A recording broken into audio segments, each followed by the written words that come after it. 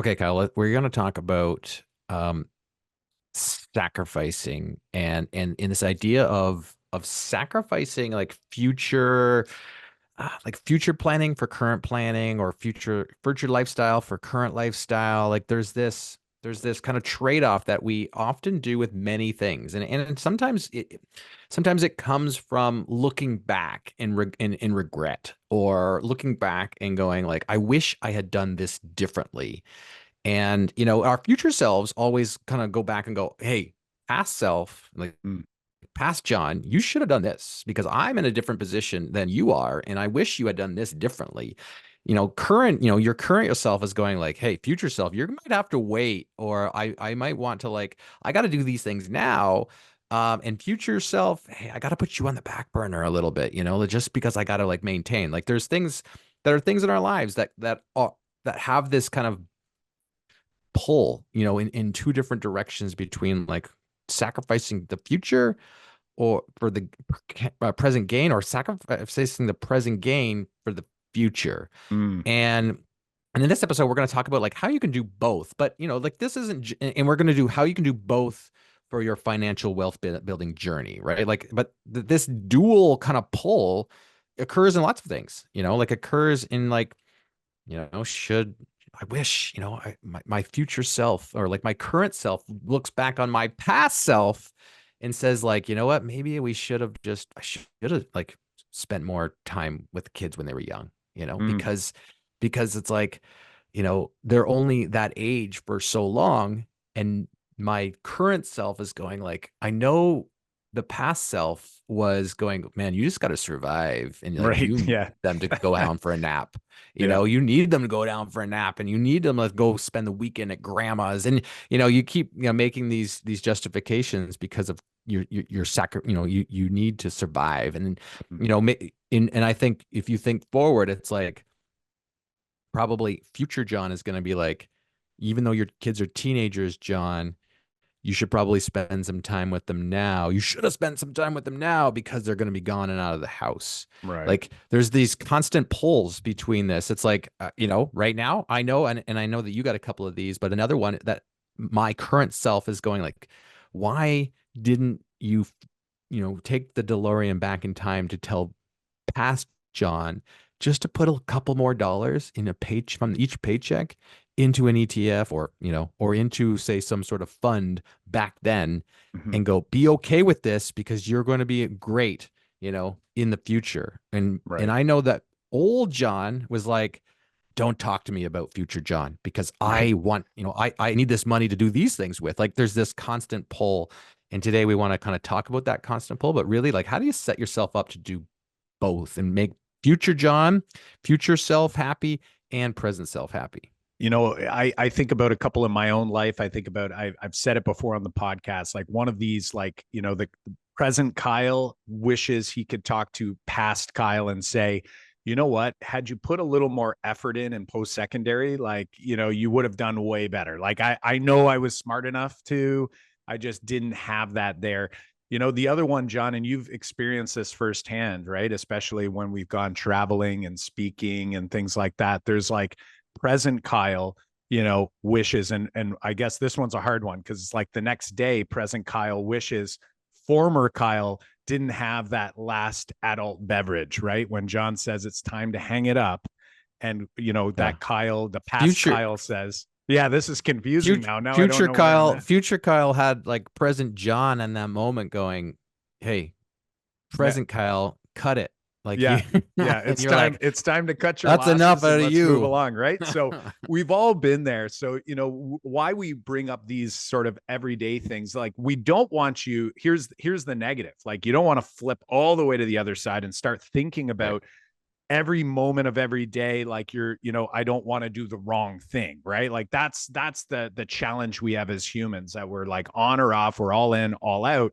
So I don't want someone who has a young child to be over, worried about that and feeling like I'm not a good Right. parent, or I'm not Right. this. That's not the intent here. But it is really what triggered this thought was, we've had a lot of conversations, and actually there was a post on social media recently, from a CFP Cody Garrett on LinkedIn, and he had sort of thrown out this example and basically just said, like, if you reach financial independence, he stated you may not want to cancel your term insurance, and this sort of Hmm. erupted into all kinds of different opinions coming back. And today we're going to like move beyond this idea of term insurance. And what ended up happening in this thread was people talking about the idea of like just kind of taking care of yourself and like worrying about growing your own assets and not worrying about what happens later. And really, I'm sure many people listening would know, like, our stance is,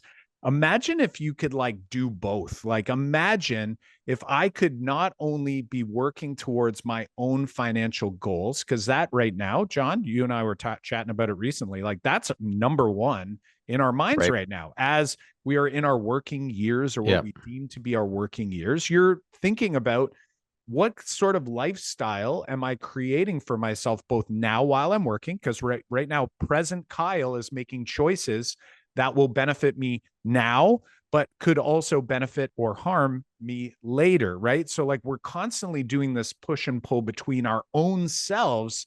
But then imagine, as we fast forward and you get past that financial freedom number where that's not an issue for you anymore. You're like living that lifestyle and you've done all the quote unquote right things, or the enough right things to put you in a position where income isn't an issue later in life.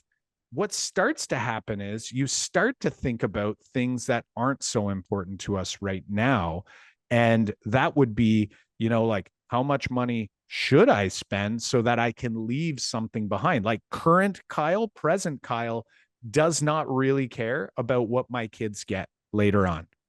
No. But at the same time, based on all the learning that we've done, when I look at it and I go, there's actually a way for me to get two outcomes that I can actually be working towards meeting my own financial freedom goals, and without sacrificing anything, without having to like take from that plan and put it into this separate plan, which is like maybe legacy or what will be left behind later on.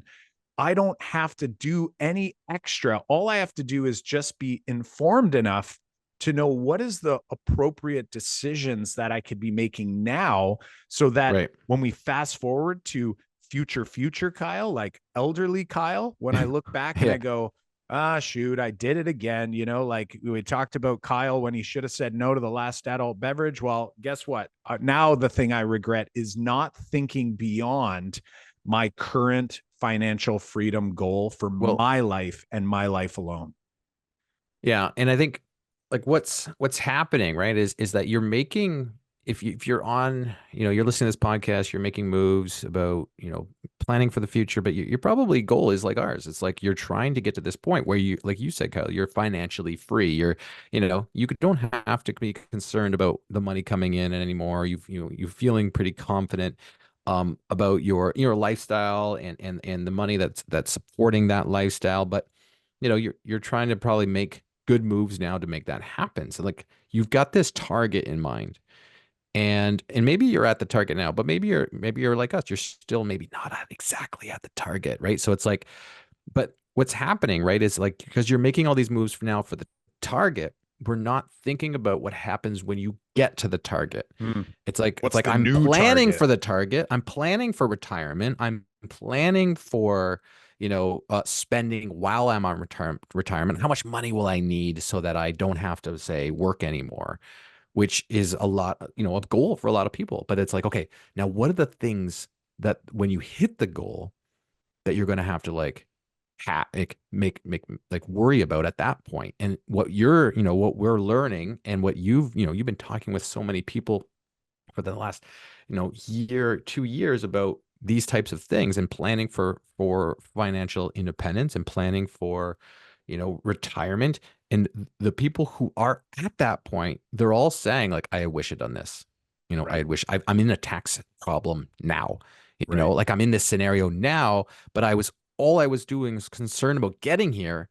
And now I've got new problems that I'm now wishing. So it's kind of like, that's the thing that we want to like talk about specifically, is like, what are some of those issues and how can I like not sacrifice, current me so that I have to like plan to address the issues for future me, Right. right? Like we can plan for our target of reaching financial independence.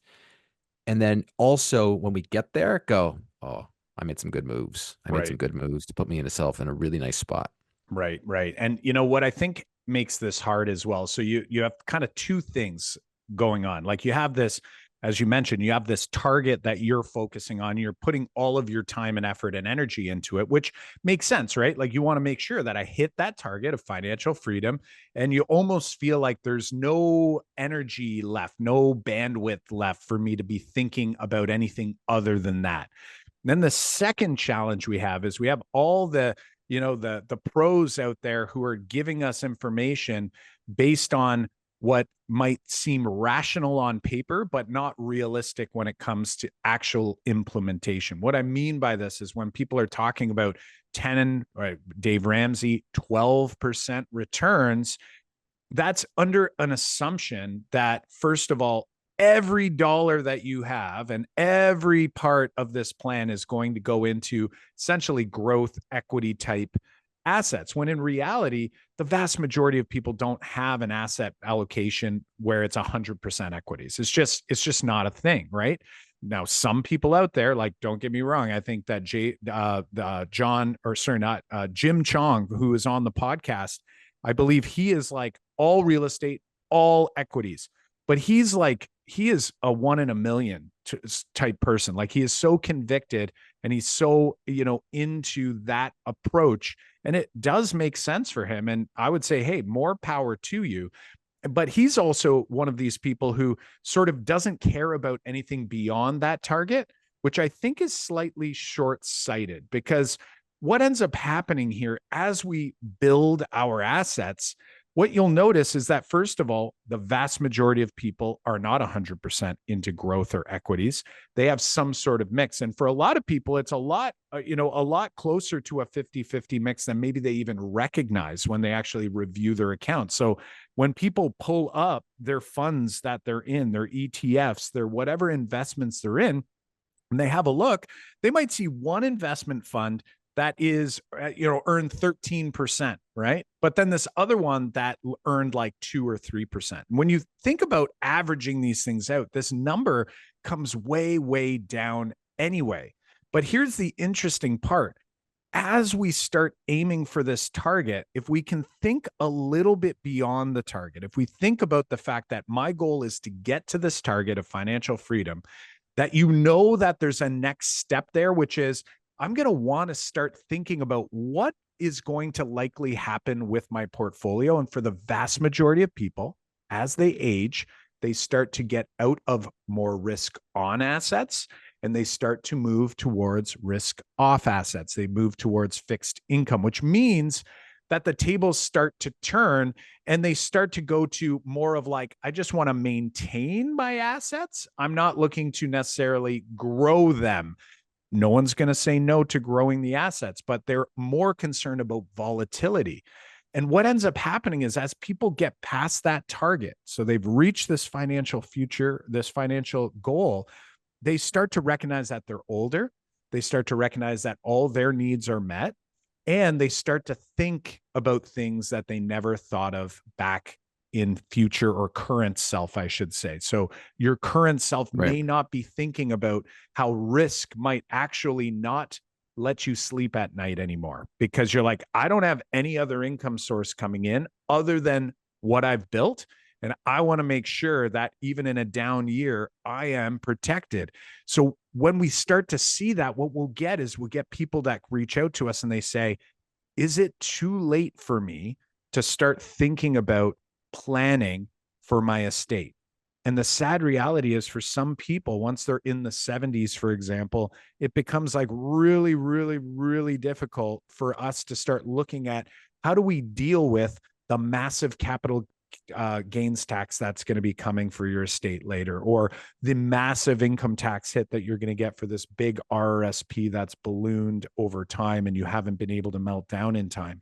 These are the things that we want to start thinking ahead and go, what part can I do now that will allow me to help get closer to that second target down there without taking anything away from my path to the current target. And the reality is that it can be done. And actually, I would argue that if you think about that second target, it can actually help you get to the first target even sooner. Well, that sounds great. And I think what we want is to to share that information and go like, what are the things that we should be doing right now so that when I do hit my target, because the likelihood is if you do hit your financial goals, is that you're going to be in that spot that you know that you don't want to be like, my future self is to think about, my estate. And it's like, I don't want to think about my estate, but your future self is going to be like, man, we got too much money and I can't spend it all. And I have to figure out what, past self should have figured this out earlier. So you are going to get to that spot, especially if you're listening to this podcast. You are going to get to that spot where you're like, okay, all my financial needs are met, and I still have this that I have to figure out what to do with. So I could just give it all, half of it to the government, or I can figure out how to do that. But what Kyle's saying is probably by the time you feel like that, it's too late. So it's like, what do we do now so that I get there and I've already accounted for this, and I'm not sacrificing the short-term gains or the current gains of making sure that I'm secure now. So Kyle, talk to us. What do you All think? right. Like, what are some of the moves? What are some of the moves we Well, should do now? the old school mentality for estate planning, for example, when we're thinking about estate and we're thinking about that second target, like way down the road, was okay, just buy just enough permanent insurance to have a big enough death benefit to deal with all the taxes. Still not a bad strategy, but the problem is the way those policies were designed, it doesn't really give you much use for these policies in the interim. Whereas the way we would structure a high cash value policy, what it allows for this tool to do is to actually help you in the shorter and medium term get closer to the first target, which is that financial freedom. Because remember, we're going to make it high cash value so that we can leverage that cash value as an opportunity fund to buy additional assets. With additional assets comes additional tax consequences. These are good problems to have. Like a lot of people are like, have you ever heard someone say, I'm not going to do overtime because I'm going to be in too high a tax bracket to make it worth It's not it. even going to be worth it. It's not even going to be worth it. It's like, no, it's still really worth it. It's just you're in a higher tax bracket on that amount. Like you're not losing all of that amount. You're just going to pay more in taxes. Well, the same is true here. Like as we grow our estate, as we grow our net worth, we are creating larger and larger tax burdens. Now, that tax burden can be bared by us if we want to sell assets in our life, right? And we want to use that income, or it can be paid by the estate later, right? When we move on and things are all deemed to be sold, whether they're sold or not. And what you'll see estates end up doing is that oftentimes estates have to sell assets in order to deal with the taxes. So that's where permanent insurance in traditional sense has helped in that case. But when we create that high cash value, in that shorter term and medium term, what we want to do is we want to fund it in such a way that we're not looking at it as an estate planning tool. We're actually looking at it as a wealth generating machine, right? So it's going to conservatively grow tax free, as we've talked about on previous episodes. This is supercharged if it's done inside of a corporation with active earned income, right? Because now we're growing it in the corporation. We're going to supercharge your corporation and the entire structure. And that death benefit down the road is going to pay out tax free. So that's helpful for a state. It's helpful for the CDA from your corporate structure. But in between, I'm looking at that policy. And when I say in between, I'm talking about when I'm here, I'm looking at that policy as another income bucket for me. I'm not going to put that policy in place with the intent for it to sit there collecting dust on the side so that Right. my estate and the next generation can benefit while I don't. I'm actually looking at it as another bucket that I can reach to and I can leverage to supplement my living expenses, my living style that I want. And I'm not going to hold back. I'm going to utilize that thing probably even more so than I would had I not had it. Because the beauty is if I build this policy, it doesn't matter what the size is. Let's say I build the cash value to $1 million or so. The death benefit associated, depending how many years down the road, could be 2, 3, 4, 5 million. It depends how long the policy's been in place. But ultimately, the vast majority of that death benefit can be used to not only pay out my loans for my lifestyle in my retirement while I was pulling tax-free income from this policy, but that death benefit is going to be bigger than that amount. And it's still going to help us get some of that second target taken care of, right? So dealing with the capital gains, dealing with any other taxes so that they don't have to necessarily fire sale all of the assets, especially for our real estate friends. They don't have to go and sell a building because there's this massive capital gains tax. I just had a call with a client the other day, bought a building for 500,000. It was a little less actually, in Toronto in 2000. And they just sold it this year. It's 2024, 24 years later. And before you said the number, I said, I'm like, how do you feel about your capital gains tax? And he said the entire down payment that the buyer bought, because they bought the building for 5 point something million dollars.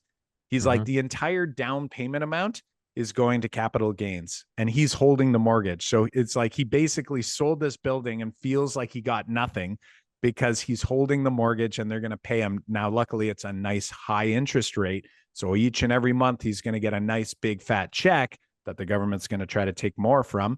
But the Mhm. reality, the moral of the story is when he bought that building back in 2000, he told me, and I asked him, I said, so when you bought this building, were you thinking about whether if you were to sell this while you're alive, that you would potentially have to pay about $1.4 million in capital gains taxes?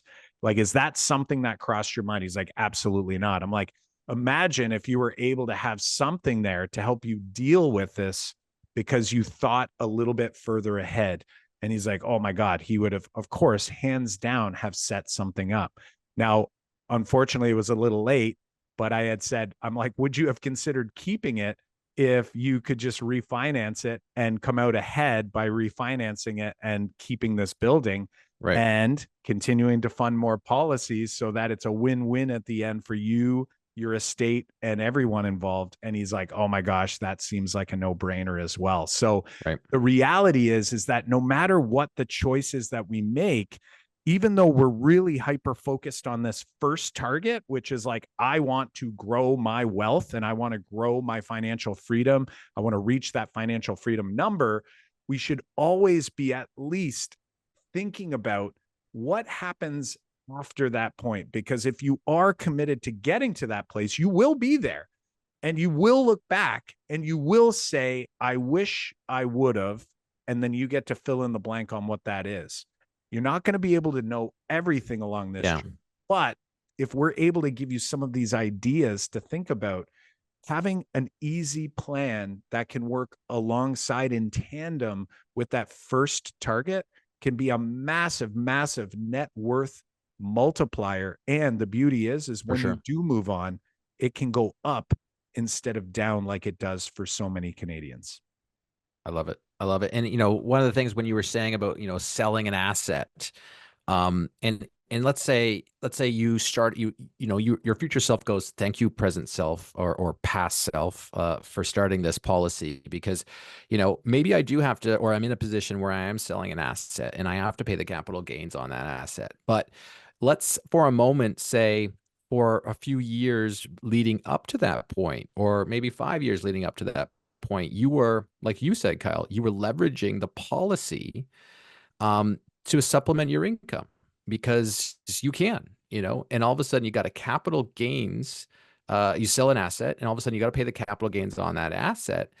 And then let's say the rest, the leftover, you now have this windfall, right? Like this windfall now is going to be like, hey, now the windfall could go back onto the policy, pay the policy loan off, and you just got like income in a way that let's say you've supplemented your personal income for a number of years tax free, Whereas if you did not have this tool in place, you still would have paid the capital gains on selling that asset, and you would have paid tax on whatever income you created or pulled from, let's say, an RSP, or let's say like you had to pay tax on that personal income. So you had to pay both taxes. But if you use Right. the tool that way, you only paid tax once A on the hundred one set percent. of money. And in a perfect world, when you have this other asset, some call it the and asset sitting there alongside, it makes you feel better about doing something like, for example, mortgaging that property instead of selling that property. I can actually mortgage it. I can mortgage it conservatively if I want, just to get to call it cash flow neutral, right? So maybe it's 50% loan to value. You pull this tax-free loan against this property, which is an asset that you get to keep owning, that's going to continue appreciating, which means the capital gain later is going to be higher. But now you have two assets, side by side. I have the money I need in my pocket. I send nothing to the government yet in capital gains. We can't avoid them. They're coming, right? They're going to come for Mhm. you, whether you're here or you're not. That's going to get paid, but it's who's going to pay it? How's it going to get paid? And then what's going to be left over? So if I know that I've got this other tool that I've been, planning for ahead of time as I'm on this journey, and don't get me wrong, you might need to add more policies along the way. We're not suggesting to have the biggest, thickest policy you've ever seen before you hit that first target. But by starting something small, it gets you on the right foot to go, okay, this is going to be helpful. Every dollar I put in this tool is going to help me deal with the tax issues on that tool. And as this one grows, I can leverage it, put it into more assets, creating more tax problem. And how do I solve that tax problem for me and or my estate? I put more dollars in a policy. Is it this policy, or do I need to open up an additional policy to start funding it and dealing with that second tax target, or that second target that we're after down the road where tax is going to be an Mhm. issue?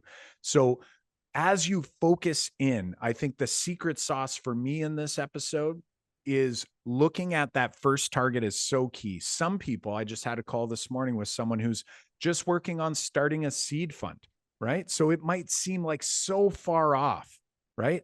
But imagine this, it's like we've had conversations about emergency funds, seed funds being started through, say, a permanent policy. It might be really small, it might seem inconsequential down the road, but it starts you thinking about the right things. You keep both targets in mind as you grow your net worth, because I'm telling you right now, as you build those assets, it starts to bother you more and more that the government is going to take a lot of it away. And you've been working so hard to build it all this time that you're going to want to make sure that you keep as much of it within your family, within your estate, as you possibly can. The government's still going to get theirs, but a death benefit allows for you to not only help you deal with any loans you might have for your personal lifestyle, and also to leave some money to deal with taxation. And in many cases, still leave some money for legacy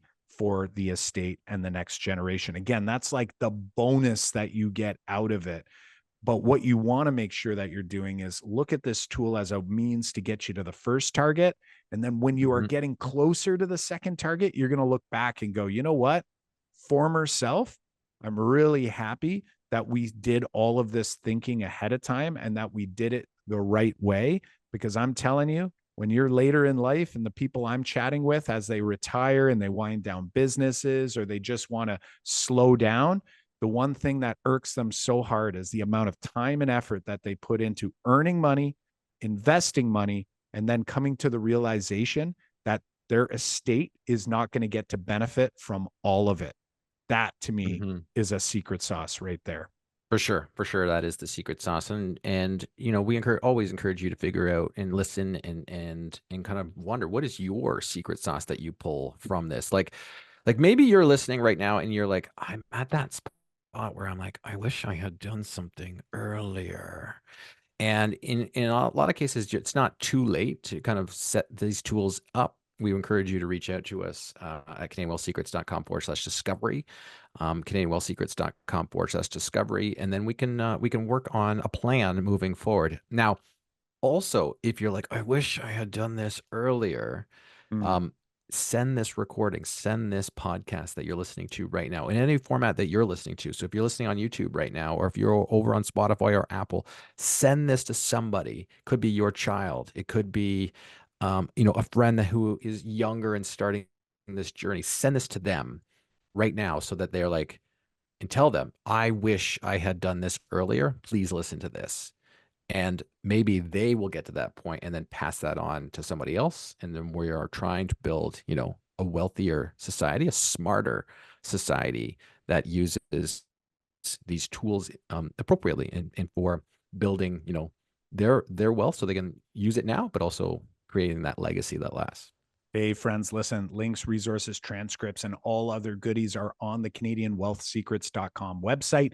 You can click the link in whatever platform you're in right now to jump straight to the show notes page. Go ahead and do it. The discovery link is also in there as well. Give it a click, look down at that phone, and we will be chatting with you real soon. Until next time, Canadian Wealth Secret Seekers, we will see you in the next episode. Just as a reminder, the content you heard here today is for informational purposes only. You should not construe any such information or other material as legal, tax, investment, financial, or other advice. John is a mortgage agent with Bricks Mortgage, license number M23006803. And Kyle is a licensed life and accident and sickness insurance agent with the PanCorp team, and he is the VP of Corporate Wealth Management.